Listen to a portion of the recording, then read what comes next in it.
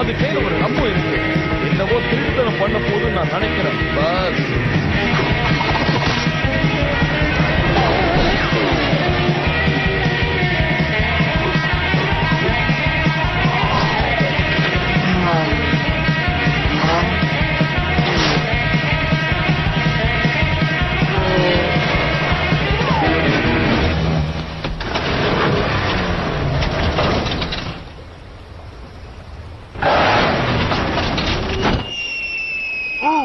அந்த எலி இந்த பூனைக்கு பதிலுக்கு பதில் கொடுத்துடுச்சு.